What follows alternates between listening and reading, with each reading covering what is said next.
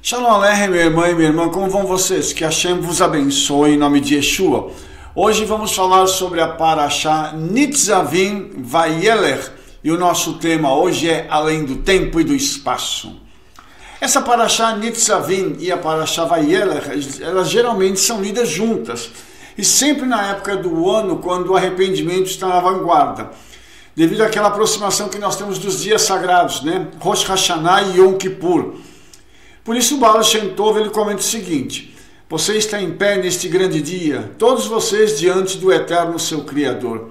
Este dia, que a Torá nos informa, é uma referência ao Rosh Hashanah, o dia em que todos nós estamos em julgamento diante do eterno, tá? Através da leitura da Torá de Nitzavim, ela é sempre lida no Shabat antes de Rosh Hashanah. Explicando então as palavras que nós acabamos de ler, nós vamos entender algumas coisas muito interessantes. Primeiro, é tempo de arrependimento. Segundo, que quando nós falamos de Rosh Hashanah, em Rosh Hashanah são feitos os julgamentos, ou seja, os livros são abertos e o Eterno começa a julgar e a programar como será o ano de cada pessoa que está na face da terra. Então, nós vamos ter aí a abertura dos livros, dos bons, dos medianos e daqueles que são os ímpios. E o Eterno vai entregar a cada um decretos para este próximo ano. Por isso é um ano em que nós estamos, é um dia, né, no qual nós estamos todos de pé diante do Senhor para que Ele possa definir como será o nosso ano. De acordo então com o Talmud, o arrependimento é uma das 7 coisas criadas antes do universo. Diz assim: certamente foi ensinado. 7 coisas foram criadas antes do mundo ser criado e são elas: a Torá, o arrependimento, o jardim do Éden, a Guiena, o trono da glória, o templo e o nome do Messias. Então a gente percebe que o arrependimento é uma das condições sine qua non para que o mundo possa funcionar perfeitamente. Falando agora do Midrash Terrilim, ele diz o seguinte: isso será escrito para a geração vindoura, e o povo que foi criado louvará o Eterno. Essas palavras, então, na interpretação dos sábios, referem-se àquelas gerações que são culpadas por conta das suas ações iníquas, mas que se arrependem e oram diante de ti no ano novo e no dia da expiação, e assim varrem as suas ações para que o santo, bendito seja ele, crie então de novo, por assim dizer. Esse conceito aqui é um conceito muito interessante, porque esse conceito mostra que o arrependimento é possível aos ímpios, aos iníquos, ele é possível ser alcançado por pessoas que ainda não conhecem o Eterno, e isso faz com que no ato do arrependimento a pessoa se torne uma Beriah Hadashah, uma nova criação. Mas como é que isso é feito na prática? Raquel. Em nossa porção da Torá, nós temos um mandamento de reunir Israel no final de cada 7 anos durante Sukkot para ouvir a Torá. No final de cada 7 anos, no tempo estabelecido no ano de Shemitah, na festa de Sukkot, quando todo Israel vier a aparecer diante de Hashem, seu Elohim, no lugar que ele escolher, você deve ler esta lei diante de todo Israel em sua audição. Reúne o povo, os homens, as mulheres, os pequeninos e os estrangeiros que estão dentro dos teus portões, para que ouçam e aprendam e temam a Hashem, o seu Elohim, e observem todas as palavras desta lei. É interessante que esse é um tempo de uma reflexão muito profunda e também o tempo de ensinar a Escritura. E o que vai ser ensinado aqui é o temor ao Eterno. Ou seja, se nós não tivermos temor ao Eterno, de nada adianta a nossa vida. E isso é ensinado para toda a nação de Israel nesse momento em que a nação é reunida para poder ouvir a palavra do Eterno. Só lembrando que nesse próximo ano agora é ano de Shemitah. E em Rosh Hashanah, em Sukkot do próximo ano, esse evento acontecerá. Então, o Aderet, o Rav Eliyahu David Rabinovitz, ele disse o seguinte: a ele é acreditada a ideia de reviver a observância do Raquel nos tempos modernos. Raquel é a reunião de todo o povo de Israel, ok? Durante Sukkot, em 1945, a primeira cerimônia oficial celebrando o Hakel foi realizada. Reunir Israel é um milagre em si mesmo, e há até uma bênção especial para ver uma multidão de 600 mil judeus juntos. O Talmud diz assim: nossos rabinos ensinavam, se alguém vê uma multidão de israelitas, ele diz, bem-aventurado aquele que discerne segredos, pois a mente de cada um é diferente da do outro, assim como a face de cada um é diferente da outra. Puxa vida, quando nós paramos para ler isso, nós percebemos como o Eterno busca a unidade no povo de Israel, uma multidão reunida para ouvir a palavra, uma multidão reunida para poderem louvar o nome do Eterno, uma multidão reunida para que eles possam fazer as suas orações em unidade. Isso mostra para a gente que essa cerimônia de Hakel, ela tem uma importância fundamental quando o povo é reunido para entender e aperfeiçoar o seu temor aos céus. Por que aquele número de 600 mil é citado? Sempre que Israel era contado na Torá, eles eram numerados em 600 mil pessoas. Por que isso? O Rav Arikan diz o seguinte: o Zohar carrega esse paralelo numérico ainda mais, afirmando que existem 600 mil letras na Torá, que são destinadas a paralelizar as 600 mil almas. Tá? Cada um de Israel tem para sua alma uma letra das 600 mil letras da Torá. De fato, Israel é um acrônimo para Yesh Shishim Ribo Otiyot la Torá. Existem 600 mil letras na Torá. Vamos só ver uma outra pessoa que disse a mesma coisa? Como o número de almas em Israel, existem 600 mil letras na Torá. O marroquino Mekubal Rav Yaakov Abu Hatzeira comenta na mesma forma que o nome Israel é um notaricon, ou seja, um acróstico. A palavra Israel pode ser lida como um acrônimo para Yesh Shin Ribo Otiot La Torá, que significa existem 600 mil letras na Torá. Tá? Então, nós vamos ver uma coisa muito interessante. Se Israel é comparado às letras da Torá, e cada letra tem uma vida própria, isso significa então que o povo de Israel tem, cada um deles, uma vida própria em si, uma face revelada e uma face oculta, como nós vamos ver a seguir. A tradição de que a Torá contém 600 mil letras é repetida em múltiplas fontes. No entanto, se alguém contar as letras da Torá, o número será 304.805. Os pergaminhos da Torá não podem ter uma letra a mais ou a menos. Então, como é que essa contradição pode ser resolvida? O Rabbad.org explica o seguinte: existem mais 304.805 letras na Torá. Mas como você observou, muitas vezes ouvimos falar das 600 mil letras na Torá. Então, uma visão explica que a contagem de 304.805 letras inclui apenas aquelas que vimos, a tinta preta contra o pergaminho branco.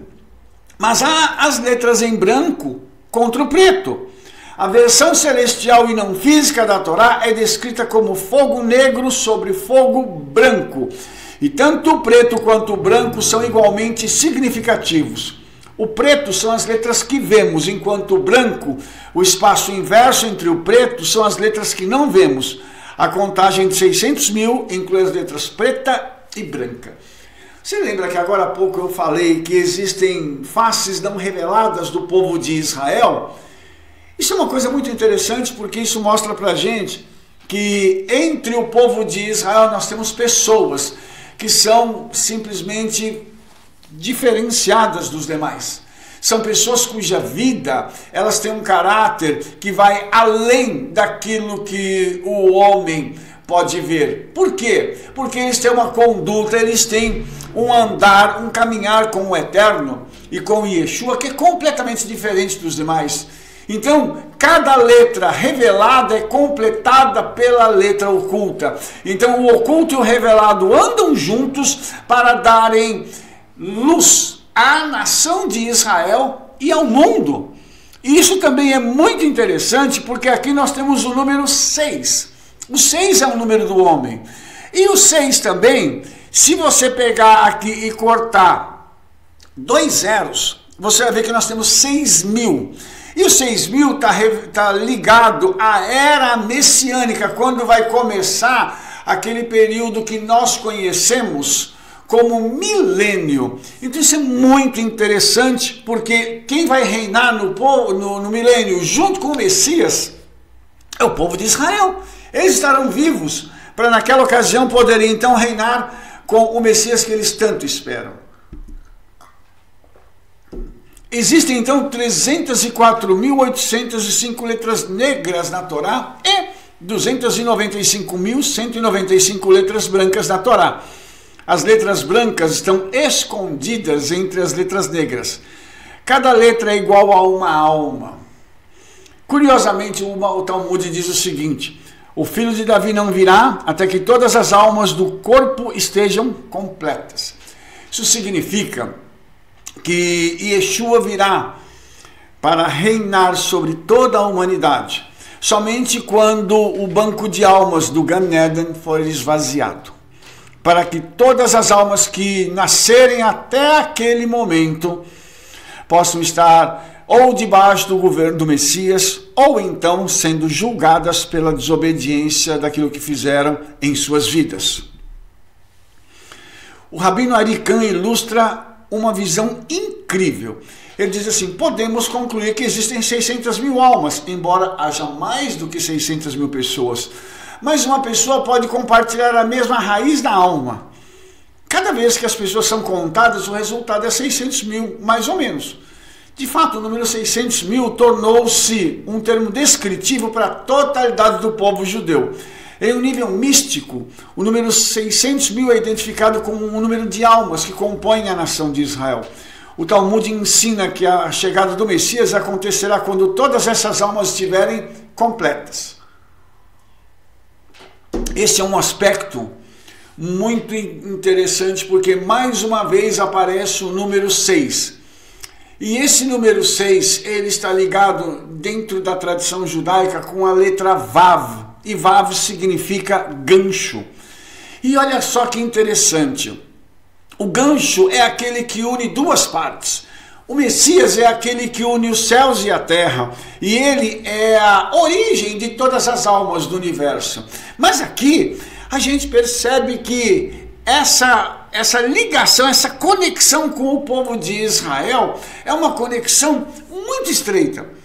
Então está se falando de almas aqui que têm um relacionamento direto com o Eterno, almas que têm uma ligação direta com os céus. Então essas almas, elas são contadas como aqueles que estão revelados e aqueles que estão ocultos, o fogo preto sobre o fogo branco.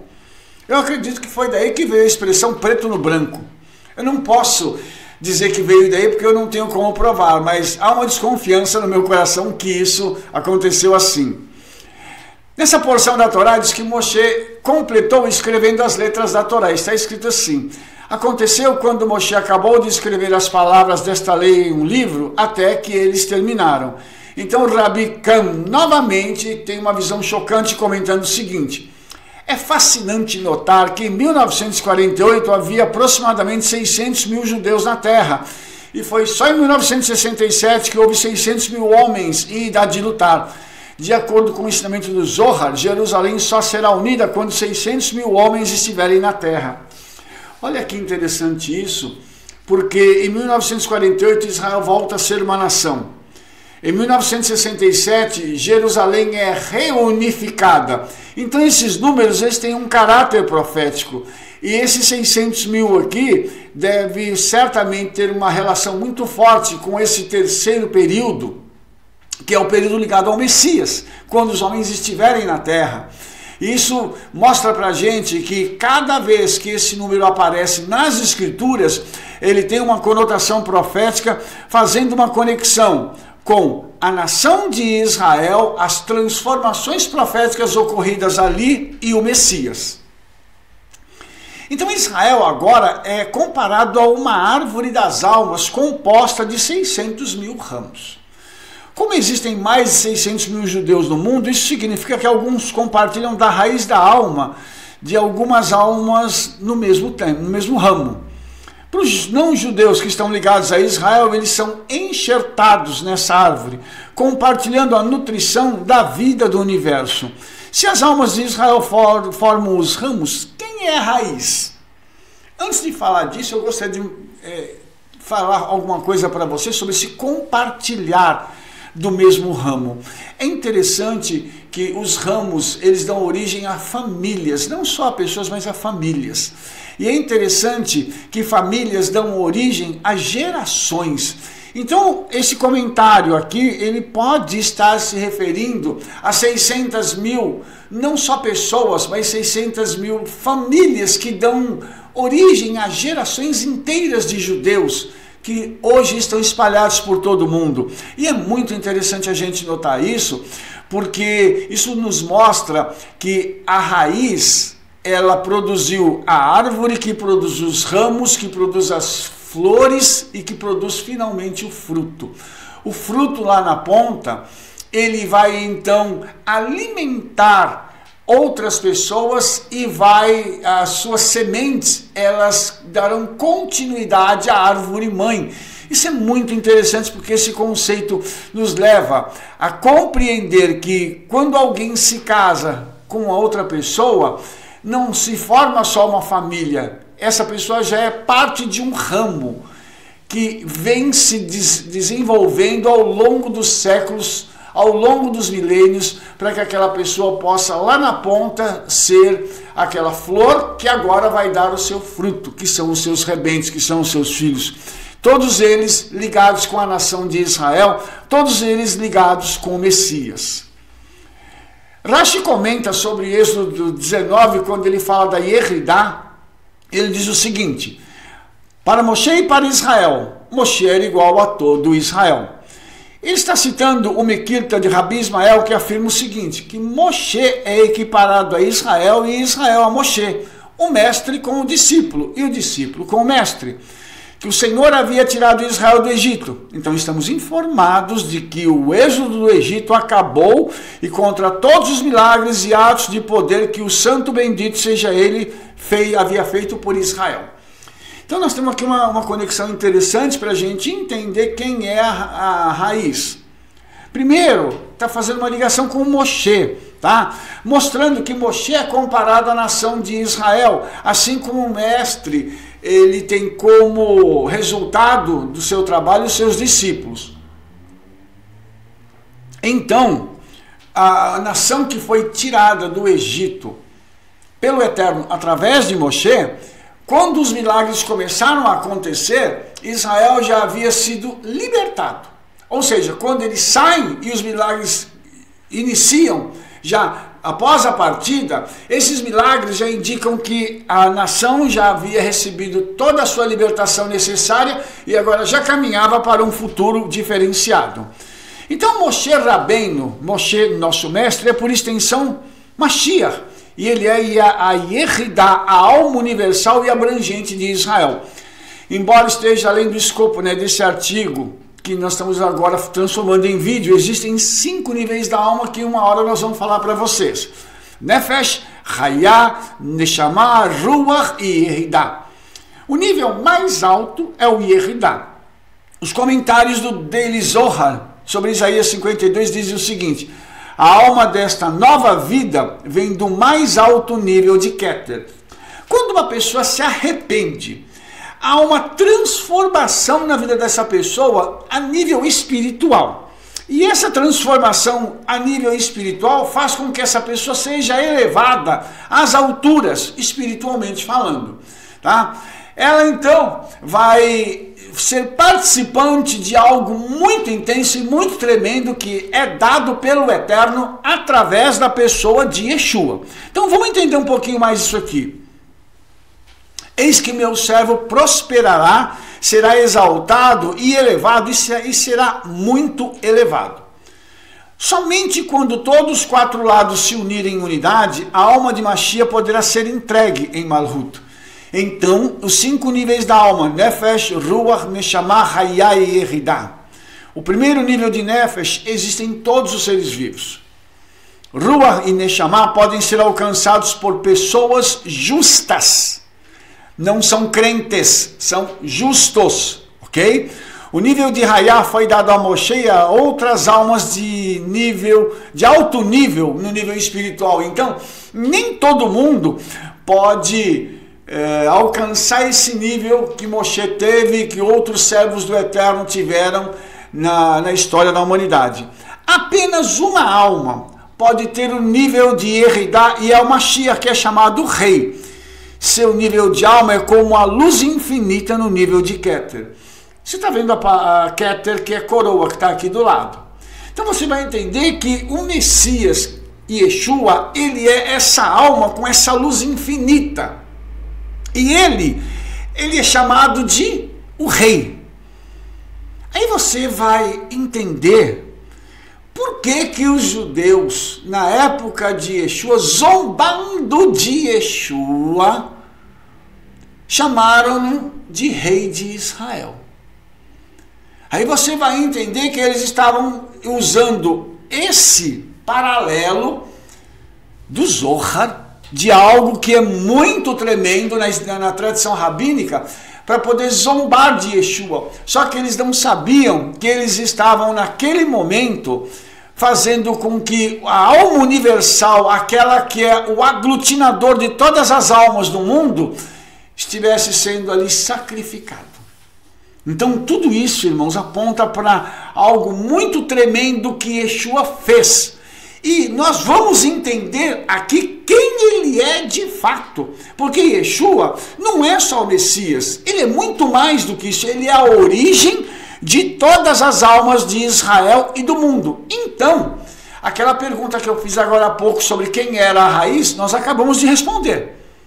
Yeshua é a raiz dessa árvore das almas que dá origem a toda a humanidade e é a raiz que nutre, que dá a vida, a seiva da vida para toda a humanidade. Então até aquele camarada ímpio, aquele ladrão, aquele assassino, ele recebe a nutrição da vida dele através de Yeshua. Por isso as pessoas hoje precisam receber Yeshua para poderem alcançar a salvação. Entendeu isso? Vamos explicar esses conceitos, Bezrat Hashem, brevemente, tá? Basta dizer que o nível do Mashiach é extremamente exaltado. Rav Yitzhak Ginsburg diz o seguinte: as duas palavras que formam o nome Adam, Kadmon, aludem à sua natureza paradoxal de ser, por um lado, um ser criado, um Adão, um homem, enquanto, por outro lado, a manifestação da divindade primordial, Kadmon. Por esta razão, Adam Kadmon é frequentemente visto como representando a alma arquetípica do Mashiach, a Yeridá geral de todas as almas de Israel, a coroa final de toda a criação de Deus, o divino intermediário que revela a infinitude primordial ao finito criado, a realidade. Nossa, que texto tremendo esse, porque ele mostra para a gente... o Rav Yitzhak Ginsburg falou para a gente de Yeshua agora, que Yeshua é esse Adão primordial, de onde vêm todas as almas, e ele é a coroa final da criação do Eterno. Sabe o que eu imagino falando em coroa? Eu fico pensando numa coisa. Imagina Yeshua sendo assunto aos céus. Imagine ele chegando na entrada do Olam Rabá, do mundo vindouro, e aqueles portais eternos se abrindo, como está descrito no Salmo 24, levantai, ó portas, as vossas cabeças, levantai-vos, ó portais eternos, para que entre o Rei da Glória. E Yeshua passando pelos portais celestiais, ascendendo até o sétimo céu, e quando ele chega no sétimo céu, o Hakadosh Baruch Hu, o Eterno, diz para Yeshua assim, isso também é a minha opinião, vou deixar isso bem claro, tá? Diz para Yeshua assim, filho, lá eles te deram uma coroa de espinhos, Senta-te à minha direita, porque eu te coroo agora como o Rei da Glória. E eu colocarei os teus inimigos por estrado de teus pés, até aquele dia onde você julgará toda a humanidade. Tudo isso que foi dito aqui está dentro da Bíblia e da tradição judaica, para mostrar que só podia se cumprir através de um homem na história, Yeshua HaMashiach. Aleluia! Quando Adão Harishon, o primeiro homem, pecou, todas as almas que estavam ligadas a ele como uma colcha de retalhos. Consequentemente, ele tinha um nível de Eridá. Ele tinha todas as almas dentro de si. Então, quando ele peca, todas as almas ficam manchadas pelo conselho da serpente. Vou fazer uma parada aqui para te falar uma coisa. Daqui vem o conceito do pecado original. O pecado que Adão transgrediu e que fez com que toda a humanidade ficasse manchada por causa desse pecado. Você está vendo que o conceito está aqui? Por quê? Porque dentro de Adão estavam as almas de todos os homens. É como se ele fosse a primeira forma que desse origem a todos os demais. Então, o que aconteceu com ele vai replicar nos demais. Agora, da mesma forma, a alma do Mashiach era um todo, uma alma abrangente. Quando alguém faz teshuvá, e quando Yeshua fez isso e se ofereceu pela humanidade, ele se arrependeu pela humanidade, a sua alma é tirada da alma de Adão Harishon e tecida na alma de Adão Ilayá, o Adão celestial. Então o nosso querido Shaul Hashaliah, o apóstolo Paulo, ele fala desse conceito em 1 Coríntios dizendo o seguinte: o primeiro homem, Adão Harishon, tornou-se uma alma vivente. O último homem, Adam Haharon, tornou-se um espírito vivificante. O primeiro homem é da terra, feito do pó. O segundo homem é o Senhor dos céus. Aleluia! Você entendeu essas palavras de Shaul? Você viu de onde ele tirou esse conceito? De dentro da tradição judaica. Então, na realidade, aquilo que Shaul estava falando, ele não imaginou isso. Isso não caiu de paraquedas na cabeça dele. Isso é um conceito que é já muito antigo dentro da tradição rabínica, e ele, como rabino, conhecia o conceito, só que quando ele recebe Yeshua, a mente dele começa a ter uma transformação, ele começa a fazer as associações da tradição rabínica com todas as suas ferramentas com a pessoa de Yeshua. E Shaul entende que Yeshua é essa Yeridá, é essa alma primordial que dá origem a todas as almas. E ele faz agora esse paralelo de Adão com Yeshua, mostrando que assim como o pecado entra através de Adão, o perdão pleno àquele pecado e a salvação completa entra através de Yeshua. O que Yeshua faz cancela, então, de certa forma, o pecado de Adão. Não a sua consequência, mas ele cancela o pecado. Então, todo aquele que recebe Yeshua já não precisa mais sofrer as sanções daquele tipo de pecado de Adão que leva o homem para o inferno. Então, o Baal Shem Tov, ele diz o seguinte: todo judeu deve aperfeiçoar e preparar a parte do Messias que se relaciona com a sua própria alma. Ou seja, eu devo esperar o Messias ansiosamente e ter um relacionamento com ele. Como a gente sabe, a palavra Adão em hebraico, é um acrônimo de Adam, David e Mashiach, ou Adão, Davi e o Messias. Então, segundo a tradição rabínica, o tamanho de Adão era de uma extremidade à outra da terra e incluía todas as almas de Israel. Então, Adão, como ele tinha esse tamanho gigantesco, segundo a tradição, dentro dele é como se ele fosse o berço onde estavam todas as almas de Israel. Quando ele peca, a sua estatura diminuiu. E da mesma forma, a alma do Messias será composta de todas as 600 mil almas de Israel, como era antes do pecado de Adão. Por quê? Porque como o Messias é justo, como o Messias ele é o tzadik, ele é o justo total, nele ele está preparando então todas as almas do universo para estarem conectadas com ele, e assim ele pode entregar essas almas como um presente a Hashem no futuro, tá? Haverá então essa unificação universal através do Mashiach. Continuando, o comentário Komat HaMashiach, literalmente a estrutura do Messias.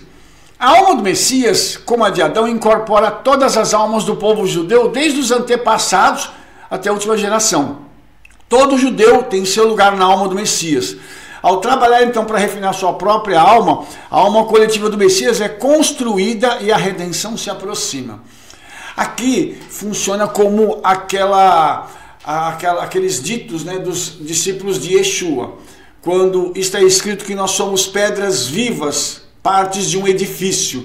Então essas pedras vivas são essas partes das almas que se constroem a alma do Messias, que completam a alma do Messias, tá? Que se conectam à alma do Messias para que a redenção possa se aproximar. Então vai chegar um momento em que esse número vai ser fechado e a redenção vai então acontecer, e o Messias virá primeiro para buscar o seu povo e depois para poder salvar Israel e ter uma conexão física com a nação de Israel, não somente espiritual, tá?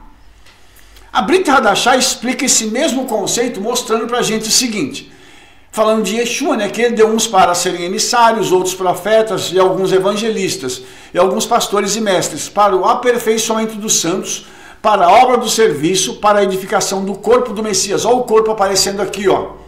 Até que todos nós alcancemos a unidade da fé e do conhecimento do Filho de Elohim a um homem maduro, à medida da estatura da plenitude do Messias, para que não sejamos mais crianças jogadas para frente e para trás, levadas por todo o vento da doutrina, pelas artimanhas dos homens com astúcia, depois das artimanhas do erro. Mas, falando a verdade em amor, podemos crescer em todas as coisas para ele, que é a cabeça, o Messias, de quem todo o corpo, sendo ajustado e unido por aquilo que toda a provisão conjunta, de acordo com o trabalho e medida de cada parte individual, faz o corpo aumentar para a construção de si mesmo em amor. Se você prestou atenção nesse texto, você viu que o conceito de Shaul aqui é o mesmo conceito que foi tratado agora há pouco, dessa alma do Messias que forma o corpo. Então, a alma do Messias, ele é a cabeça do corpo. E cada um de nós, quando nós nos encaixamos na cabeça, nós estamos formando um corpo. Quando esse corpo estiver completamente formado, então você vai perceber que vão acontecer algumas coisas no reino espiritual para que a próxima fase seja iniciada. Mas esse corpo que está na terra, esse corpo precisa funcionar bem, porque a cabeça tem dado ordens para esse corpo. Mas a pergunta que a gente faz é a seguinte: será que esse corpo tem ouvido as instruções da cabeça e obedecido? Porque não adianta só ouvir, é necessário ouvir e obedecer para que a edificação do corpo esteja acontecendo de forma natural. Nada pode acontecer de forma não natural, de forma artificial. Nós não podemos achar que o crescimento do corpo do Messias acontecerá através das nossas estratégias, dos nossos méritos e das nossas atitudes. Isso vai acontecer de acordo com as instruções vindas da cabeça, e a cabeça vai fazer com que o próprio corpo cresça e tenha saúde. E quando isso acontecer na plenitude, então o cabeça recolhe o corpo para dar início a uma nova fase. A Teshuvá do Tzadik. As boas novas registram a seguinte conta: então Yeshua veio da Galileia para o Jordão, para Yohanan, para ser imergido com ele. Mas Yohanan o teria impedido, dizendo: eu preciso ser imerso por você e você vem a mim? Mas Yeshua respondendo disse-lhe: permita agora, pois este é o caminho adequado para cumprir toda a justiça. Então ele permitiu-lhe. Só que Yohanan, ele fica um pouco confuso a princípio, sabe por quê? Porque ele está oferecendo uma imersão para o arrependimento. A imersão aqui é o que vocês conhecem como batismo. Do que o Messias precisa se arrepender para poder fazer a imersão? Ele é sem pecado. Então, para descobrir esse segredo, nós devemos olhar para os nossos sábios. O Talmud fala do poder da Teshuvá, do arrependimento, dizendo o seguinte: Rav Meir costumava dizer: grande é o arrependimento, porque para o bem de uma única pessoa que se arrepende, o mundo inteiro é perdoado. Baseado então nessa frase, nós entendemos que aquele ato de Yeshua, quando ele faz a imersão, não só para que o seu ministério comece, mas ele está fazendo também a imersão para o arrependimento de toda a nação de Israel e de todo o mundo. Naquele ato, Yeshua engloba não só a nação de Israel, mas ele engloba todo mundo que estava vivo naquela época e das pessoas que viriam. Ou seja, Yeshua já alcançou o perdão para essas pessoas. Só que, para que elas possam alcançar esse perdão, é necessário também que tais pessoas tenham uma atitude de pedir perdão e de se arrependerem. O Rav Tzadok HaKohen, de Lublin, comenta o seguinte: isso acontece porque o penitente desperta o pensamento de Teshuvá nos corações dos outros, mas nem todos têm a capacidade de ser essa pessoa, cujo arrependimento pode ocasionar perdão para o mundo inteiro. Isso é, a única que tem capacidade para isso é o Messias. Só que ele comenta que essa pessoa ainda não existiu, pois essa pessoa única será apenas o Messias, o filho de Davi. Para realizar esta tarefa, sua alma deve compreender todas as outras almas. Interessante que esse Rabino Tzadok, de Lublin, quando ele diz isso, ele está considerando que para ele, o Mashiach ben Yosef ainda não veio. Então ele está pulando uma etapa dentro da tradição judaica, quando diz que o Messias vem em duas fases: Ben Yosef, o filho de José, e Ben David, o filho de Davi. Então aqui ele está dizendo que o único que pode fazer isso é o Ben David. Mas na realidade o papel de Ben David é outro. O papel de Ben Yosef é justamente isso, de trazer o arrependimento e trazer a salvação para as pessoas. Ele também diz: o Messias será o único por causa do seu arrependimento e o mundo inteiro será perdoado. Isaías declara isso, né? E Yeshua toma essa questão profética de Isaías, dizendo: pelas suas pisaduras nós fomos sarados. O castigo que nos traz a paz estava sobre ele, e pelas suas pisaduras nós fomos sarados. Isso é muito interessante, porque ainda que a tradição rabínica não consiga enxergar isso de forma, essas palavras se aplicam logicamente a Yeshua HaMashiach. O Reb Nachman então diz: o tzadik se arrepende em nome de Israel. Portanto, quanto mais próximas as pessoas estiverem dele, mais fácil será para eles se arrependerem e se voltarem para o eterno, porque o tzadik se arrepende por eles. Isso aqui é uma coisa que na batalha espiritual isso é conhecido como arrependimento por identificação. Então, aqui Yeshua se arrependeu pela nação de Israel, mas a nação precisa se aproximar dele, para que ela possa se voltar para o eterno. Então esse aqui também é um conceito muito interessante, porque demonstra que, apesar do arrependimento do justo, as pessoas que caminham junto com ele precisam fazer o mesmo. Então, o Rav Nachman, ele diz dos verdadeiros tzadikim, dos verdadeiros justos: o verdadeiro tzadik expia os pecados, como está escrito, mas o sábio trará expiação. Então isso significa que essa pessoa, esse tzadik, que no caso é Yeshua, ele trouxe a expiação dos pecados, ou seja, o perdão dos pecados para a humanidade. Uau! Olha só o que esse homem está dizendo. Então, tudo isso aqui mostra para a gente o trabalho que Yeshua fez como o Mashiach. Como ele precisou se oferecer, precisou vir para trazer a redenção para a humanidade. Já que ele é a origem de todas as almas da humanidade, o trabalho seria dele para resgatar aquilo que ele gerou e trouxe à existência. Além do tempo, Rav Chaim Kramer descreve a grandiosidade do Mashiach. Aqui que inclui todo o tempo e espaço e transcende tudo isso. A alma de Mashiach então reside dentro de Atik, e é desse nível que todos os seus poderes serão atraídos. Uma vez que ele transcende o tempo e o espaço, Mashiach pode transcender todas as transgressões já cometidas e retificá-las. Pois uma vez que ele pode transcender tudo o que já foi feito, ele pode levar cada pessoa a um estado anterior ao pecado. Com o poder inerente a esse nível exaltado, Mashiach será capaz de levar o mundo a um estado de perfeição. Puxa vida, será que a gente entende o porquê que Yeshua fez isso? Ou como ele fez isso? Quando Yeshua ainda não estava no mundo, ele ainda não havia descido como um ser humano, ele se manifestou várias e várias vezes.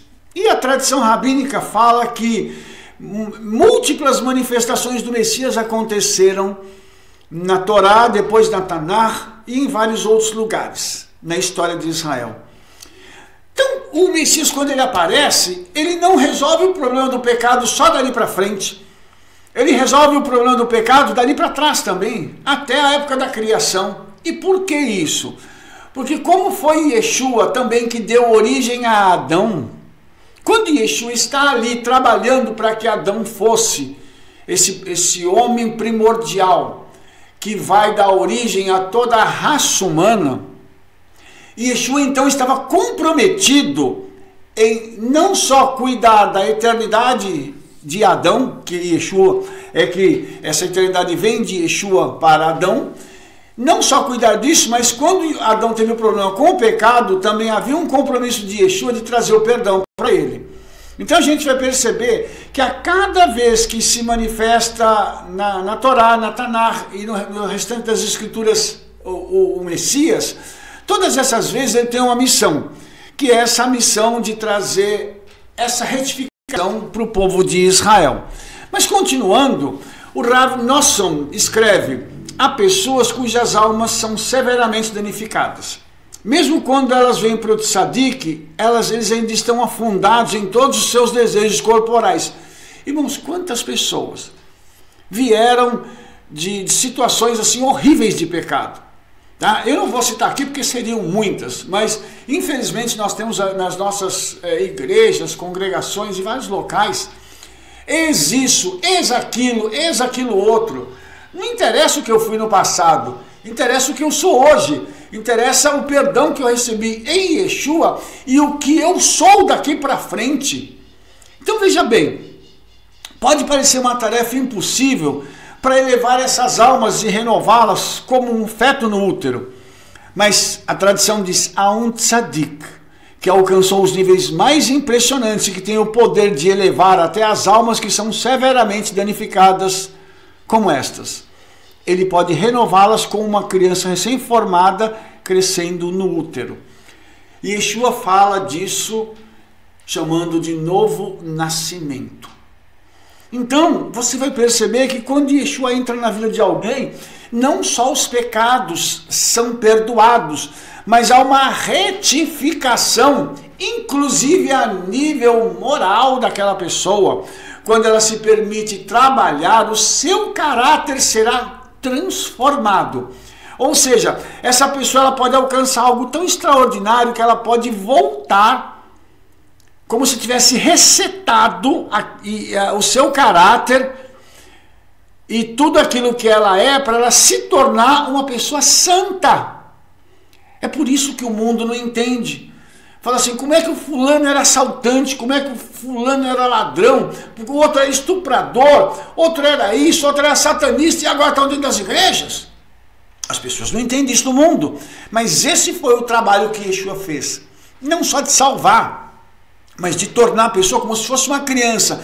Na realidade, Yeshua, quando a pessoa assim o permite, ele reseta isso nela, ou seja, ele faz voltar lá para o princípio, para ele construir uma criatura diferenciada, agora com o padrão dele. Aí, comentando isso, né? Quando o meu amigo Michele Besso faleceu, Albert Einstein disse o seguinte: pessoas como nós que acreditam na física sabem que a distinção entre passado, presente e futuro é apenas uma ilusão teimosamente persistente. E é interessante porque no nosso nível, passado, presente e futuro existem.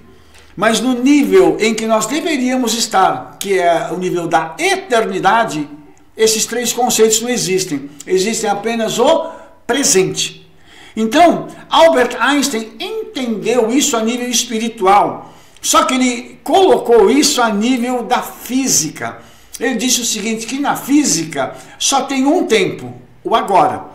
E isso é muito interessante, porque demonstra para a gente que o Eterno, quando ele cria todas as coisas, ele enxerga tudo como agora. Isso significa que o Eterno já viu o final das coisas, ele já sabe quem vai ser salvo, já sabe o final da história e já glorificou o seu nome em tudo isso, já entronizou Yeshua e já entregou tudo a todos. Para nós, a grande dificuldade é viver isso agora, é entender isso agora, porque o Eterno, para ele, tudo isso já foi feito. Então, muitas vezes a nossa ansiedade e o desejo de receber faz com que nós queiramos atropelar situações que ainda não estão maduras para poderem acontecer. Porque para o Eterno ainda é agora, mas para nós é ainda não.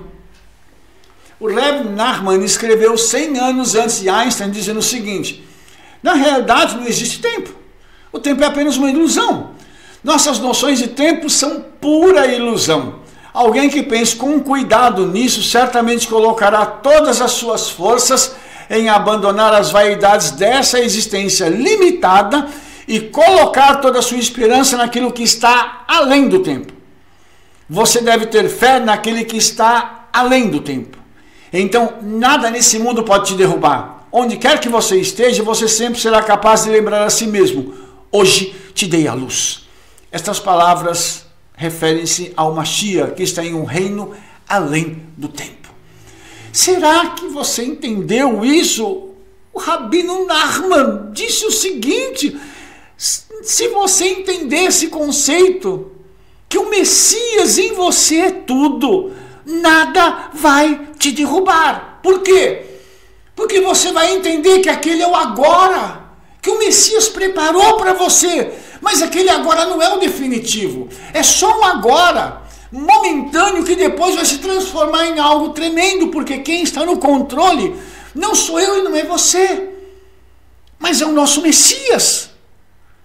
Você entendeu que Yeshua sabe o que ele está fazendo, porque ele está num reino em que ele já viu o resultado. Não adianta se desesperar por algo que você não está entendendo. Não adianta arrancar os cabelos por uma situação que você não tem o controle. Qual é a postura correta então? É ter fé em Yeshua, é acreditar que tudo que Yeshua faz é para o nosso bem. Nada do que ele está fazendo vai nos prejudicar. Se você entender isso, você vai entender o seguinte, aquele que está além do tempo e do espaço é o Senhor da tua vida e o Senhor do universo. Nada escapou do controle dele. Portanto, glorifica o nome dele. Lá, além do tempo e do espaço, tudo encontra cura. O tempo passado é anulado completamente. Só existe o hoje. Hoje você nasceu.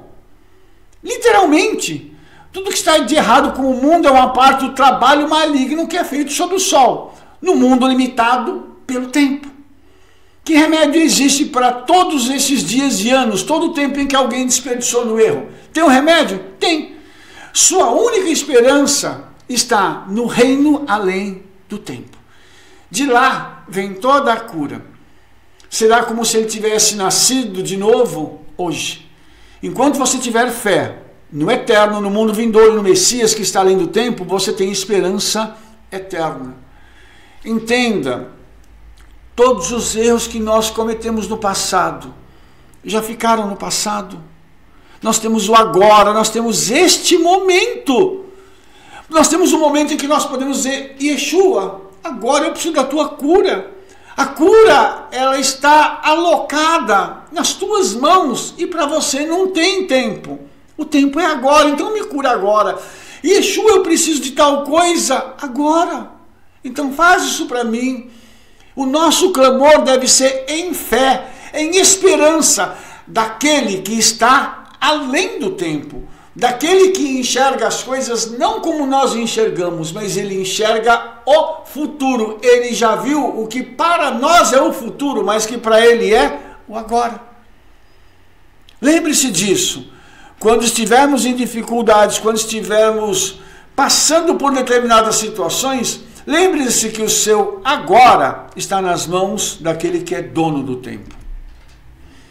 Baruch Hashem, espero que você tenha gostado desse vídeo. Se você gostou, favorite, dê um like aí, clica no sininho para receber todas as nossas recomendações.